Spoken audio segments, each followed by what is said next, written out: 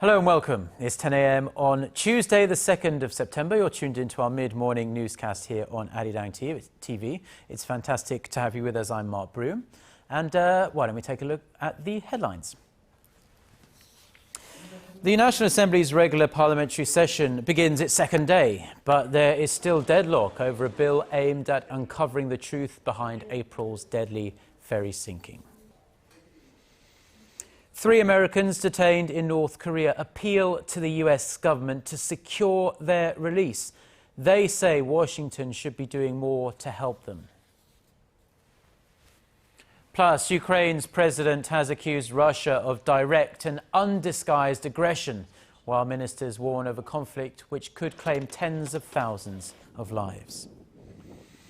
Our top story this morning, Korea's National Assembly has launched its regular parliamentary session, but dark clouds hang overhead. Lawmakers have a slew of bills just sat in limbo, really, including an all-important budget review. But the rival parties cannot get out of first gear until they pass a much-contested bill on April's Sewol-ho ferry disaster. Our National Assembly correspondent, Kim Young-gil, reports. Some 300 lawmakers gathered Monday to open their regular parliamentary session and first plenary session. The Assembly Speaker used the opportunity to urge lawmakers to regain the people's trust and carry out their legislative duties. We must put an end to the Sewol-ho ferry bill standstill. The rival parties should yield more and seek understanding. We must focus on reviving the economy to improve the livelihoods of the people and on improving relations between South and North Korea. Over the next 100 days, the National Assembly is tasked with passing next year's spending budget and a set of economic stimulus and anti-corruption bills, as well as conducting the annual parliamentary audit on the government. The regular parliamentary session must meet the needs of the people. We must work on next year's budget plans and pass bills related to improving the livelihoods of the people. But before that can happen, the rival parties will have to resolve a month-long deadlock over a bill designed to uncover the causes of April's ferry accident. Extraordinary sessions were held in July and August, but not a single bill was passed amid the bipartisan wrangling. The Century Party and the victims' families must reach a compromise over the Sewol-ho ferry bill. The New Politics Alliance for Democracy has been persistent in its efforts to enact it. In attempts to break the impasse, Century Party floor leader Lee Won-gu held third round of talks with the victims' families on Monday, but they failed to reach an agreement. The bereaved families are not backing down from their demand that the committee in charge of the probe have the right to investigate and indict those found responsible for April's ferry tragedy. But the ruling Century Party is steadfast in its concerns that doing so could disturb the judicial system and the division of powers. Kim Young-gil, Arirang News. Now, another provocation north of the border because North Korea test-fired another short-range missile, and they did so into the EC on Monday. An official at the South Korea's Joint Chiefs of Staff said this projectile had a range of about 220 kilometers and that the North gave no prior warning to this test firing. The South Korean official adds that it marks the first time the North Korean military has fired a short-range missile from its northwestern province of Jagang-do, which is just 60 kilometers from its border with China. Now, this latest test firing comes as cross-border military tensions are still rather high following a series of missile, rocket and artillery launches by North Korea in July and August.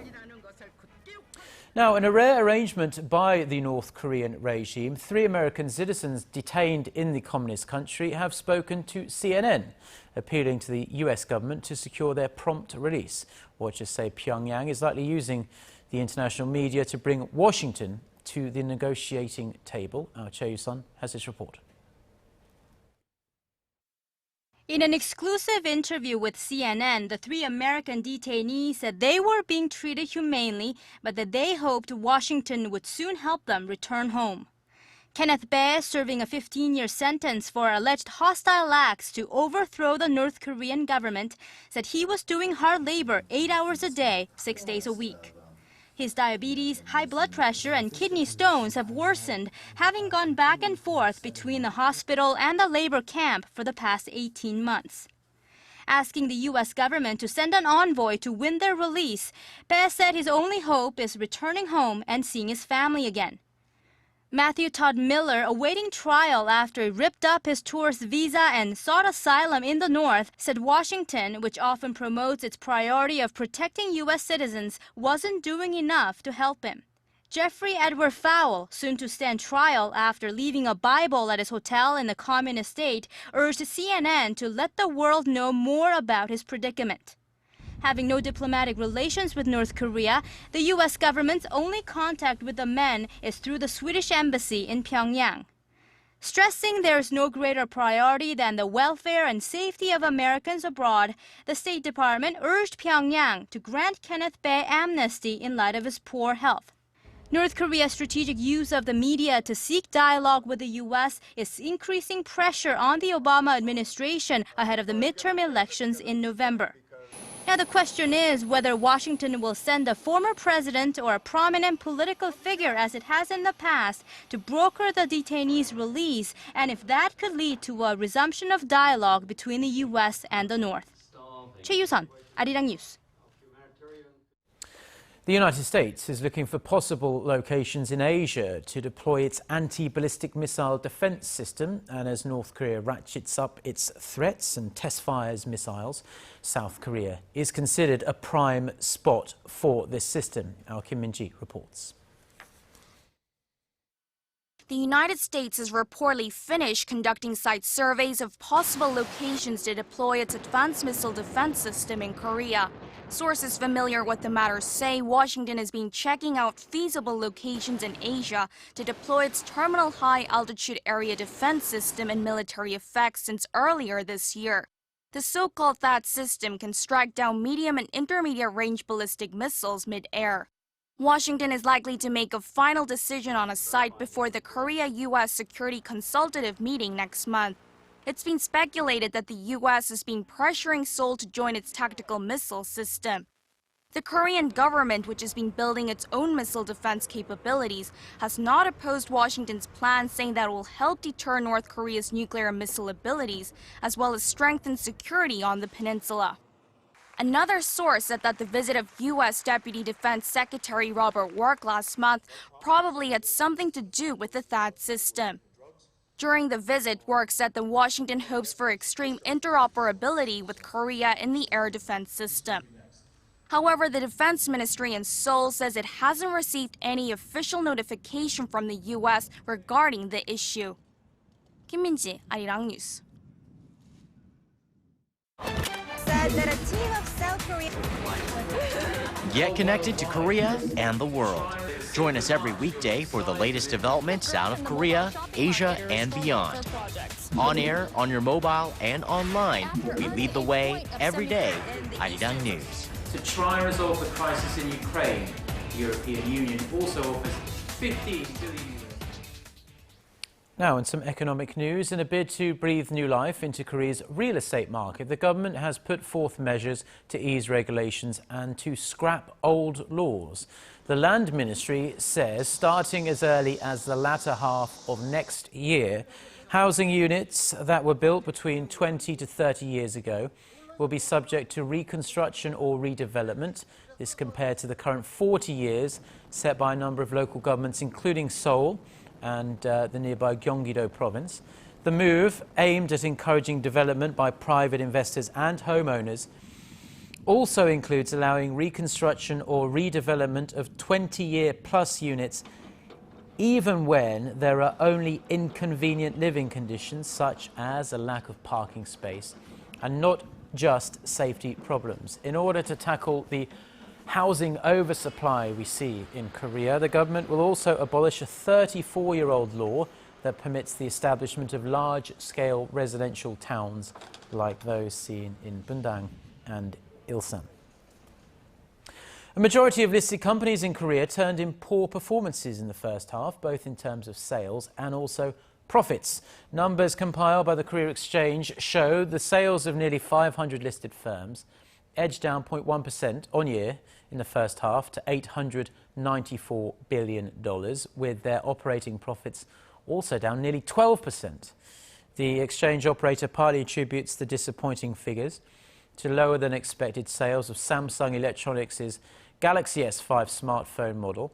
Samsung logged slightly more than $100 billion in revenue in the first half. Sounds like a lot, but it's actually down 4% from last year, while its net profit shed 7% on year. The operating income of the tech giant accounts for about 1/3 of the benchmark Kospi's total capitalization. Korea's consumer prices grew at the slowest pace in 4 months. In August, Statistics Korea says the index rose 1.4% last month from a year ago, slowing from July's 1.6% gain. The agency attributed the slowdown to a steady increase in farm produce and energy product prices, but the price of agricultural products tumbled almost 5% last month from a year earlier. The Finance Ministry expects the nation's inflation rate to remain steady unless bad weather conditions cause major disruptions to the prices of farming goods. Korea's finance minister has urged provincial governments to focus on boosting the domestic economy and supporting the people's livelihoods. Minister Choi Kyung-hwan's comments came during a meeting with the mayor of Seoul, Park Won-soon, on Monday, where the mayor pledged to cooperate with the central government to boost growth. The two agreed to organize a joint task force for a development plan that aims, hopefully, to turn the capital's Hangang River area into a major tourist attraction. Now, if you haven't heard of the so-called sharing economy yet, chances are you will soon, because a peer-to-peer marketplace is fast growing here in Korea, and this is where people essentially rent assets rather than owning them. The growth has run parallel to the boom in the use of smartphones. Our Kim Ji-yeon reports on what the sharing economy actually looks like here in Korea. Green Car is a car-sharing service founded in 2011 that makes it easier for people to lend out cars at low prices. It's one of the most prominent examples of the sharing economy in Korea, in which people become more like users than owners of assets. Around 240,000 people have used this service so far. All it takes is a few taps on a smartphone application. It's really easy to use this car sharing service. It's only $3 for using this Avante model for 30 minutes. Users are instantly updated on what kind of vehicles are available in one of the so-called green zones, locations where people can pick up and drop off their vehicles after they're done using them. There are 700 green zones throughout the country, and so it takes just 10 minutes by foot on average to reach one. Green Car Marketing and Communications Director Yang Song-sik says that technological developments have allowed the convergence of the appropriate hardware and software, providing the best platform for the car sharing service. The technological advances make it easier for us to operate as platform providers for vehicles. GPS allows us to track where the vehicles are and who's using them. And through the smartphone application, users can easily lock and unlock the cars they wish to use. Companies like Green Car are using their sharing economy to find ways to utilize idle assets and providing a platform to make them more resourceful. Kim Ji-yeon, Arirang News. Now, achieving gender equality in any country is a very tall task, but perhaps even taller throughout Asia, where cultural norms can make change rather difficult, especially in this regard. To address the gender gap, though, a 4-day forum is well underway here in Seoul, and there are more than 24 very high-profile women taking part in it. Our Shin Se-min reports.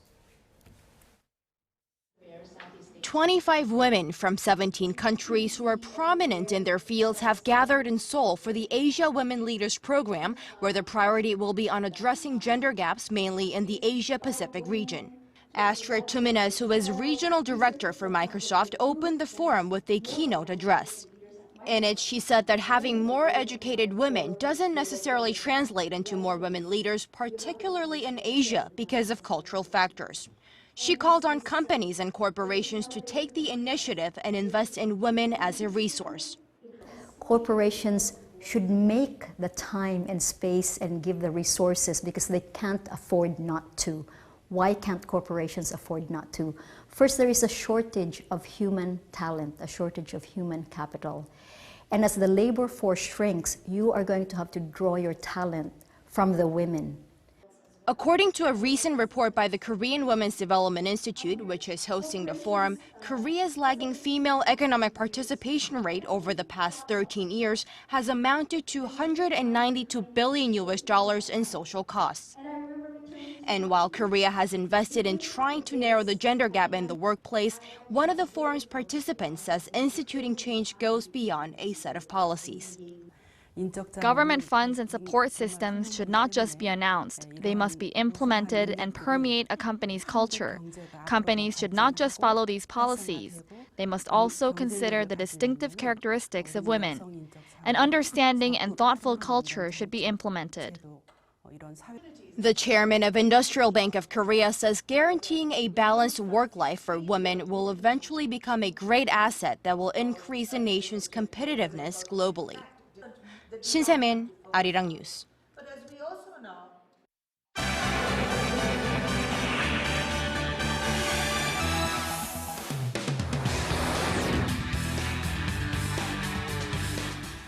Time now for a look through the international headlines we're following on this Tuesday morning. For that, we turn to our Eunice Kim, standing by at the news centre. Good morning, Eunice. Hello, Mark. Now, amid the thrashing Ukrainian forces appear to be receiving against these pro-Russian separatist forces, Ukraine's defence minister says his country is now fighting Russia on behalf of Europe. That's right, Mark. Kiev's defense minister Valery Gelaty's big words appear to mark a shift away from a fight against rebels to a fight against Russia, at least in his point of view, as he warned of a great war that will be the worst conflict Europe has seen since World War II. Now, calls by Russian officials to declare a ceasefire with the separatists went ignored by Ukraine, as it believes Russian tanks and troops have emboldened rebel fighters, incurring heavy losses for Ukrainian forces, including a strategic airport near Luhansk. Ukraine's President Petro Poroshenko accused Russia of direct and undisguised aggression in a meeting with the chairman of the U.S. Senate Foreign Relations Committee, Robert Menendez, on Friday.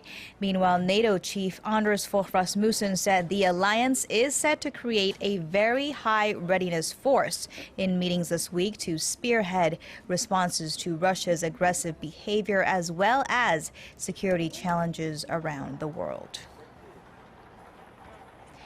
New this morning, the United Nations Human Rights Council has decided to send an emergency mission to Iraq, where it said it received reports of acts of inhumanity on an unimaginable scale.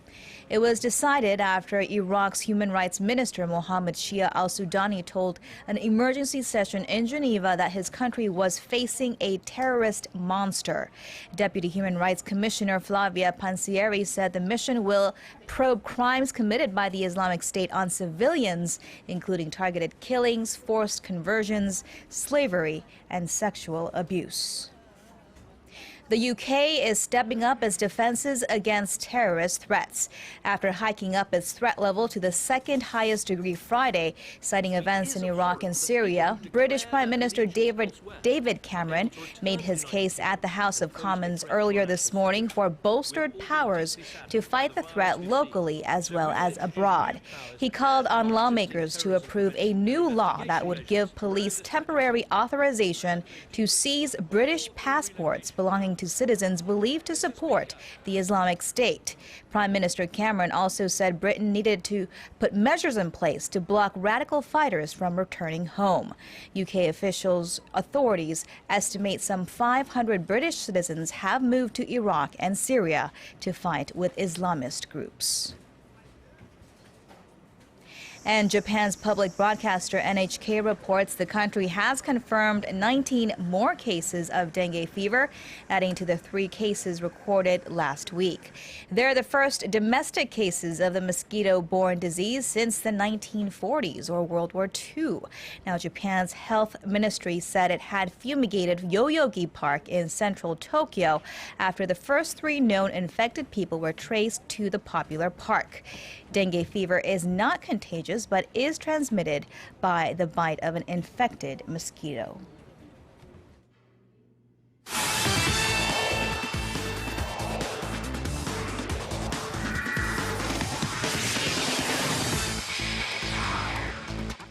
And a good Tuesday morning to you all as we kick things off with the 2014 Asian Games, where the Korean national football team officially began their training on Monday. Led by head coach Lee Kwang-jung and his 20-man roster, the team began their training for the upcoming Asian Games with high hopes. With Korea winning their last gold medal in the sport back in 1986, expectations are high, with Ulsan Hyundai Tigers striker Kim Shin-wook to lead the offense for the Taeguk Warriors. Meanwhile, the tournament kicks off with Korea facing off against Malaysia on September 14th. And now moving over to the LPGA, where the Korean LPGA golfers were looking to win their 4th straight LPGA event over the weekend, but fell just short. With Lee Mi-rim, Park In-bi, and Chen Ha-yeon winning the last 3 LPGA tours, Kim In-kyung hoped to make it 4th straight for Korea, but lost to Austin Ernst in the first sudden death playoff hole and finished second. A heartbreaking loss for Kim In-kyung, as her latest sudden death loss puts her at 0-5 in sudden death playoffs. And now shifting over to the majors, where LA Dodgers lefty Lee Hyun-jin made a successful comeback from his injury as he won his 14th game of the season, this time against the San Diego Padres. Now pitching 7 solid innings, the lefty gives up just 1 run on 4 hits while striking out 7 Padres hitters, working mostly with his breaking ball to get the batters swinging away. Now with the win, he improves his record to 14-6 with a respectable 3.1 ERA so far this season. Meanwhile, for former Kia Tigers ace Yoon Sung-min, it was a rather disappointing first season overseas as he ended his first season in the minors and is set to return to Korea. The 28-year-old righty, who played for the Norfolk Tides, the AAA affiliation of the Baltimore Orioles, finished the season at 4-8 with an ERA of 5.74 and is set to come back to Korea for now. According to his agent, he will not be returned to the KBO as rumors previously stated, but instead will try again next season to make the Major League roster. And now finishing things off in the KBO, no baseball on Monday night. So let's take a look at the current standings in the KBO so far this season. Of course, taking a look here, we see that the Samsung Lions have been struggling as of late, but still hold a 3.5 game lead over the second-place Nexen Heroes, with the NC Dinos struggling to keep up in third. Now the LG Twins barely hanging on to that 4th-place spot at the moment.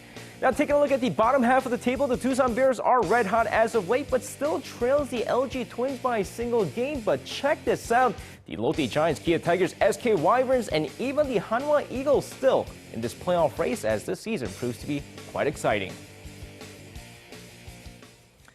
And that's going to wrap it up for me. This has been SJ. Have a great rest of the day, and see you guys again for your sports needs.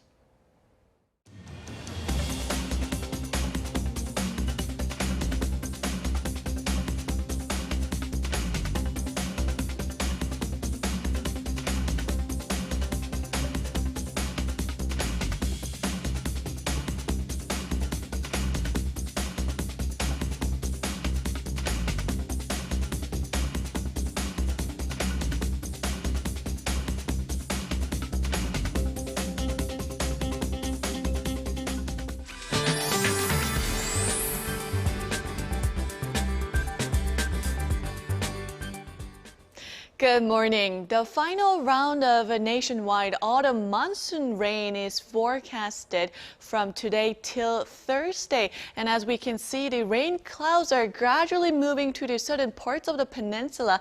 And it's been raining in Jeju since early this morning. And it should gradually spread to other parts of the peninsula by tonight. So up to 200 millimeters of showers are in store till Thursday for the upper provinces, including here in Seoul, and down south will also receive heavy showers. And for today, with clouds and rain forecasted to stick around, temperatures will be slightly cooler than yesterday, as the daytime high in the capital and Gwangju will rise to 28 and 25 respectively, and Daegu and Busan will peak at 27 and 28. 28 later in the day. Now for other regions, it looks like Jeju Island and Daejeon will top out at 28 and 25, and Dokdo should see highs of 23. Now if we take a closer look at the weather outlook for here in Seoul, heavy downpour is expected tomorrow in the morning hours. Then it's going to rain all day long till Thursday morning,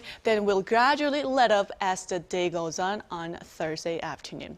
Well, that's all I have for you at this hour, and let's send it back to Mark in the studio.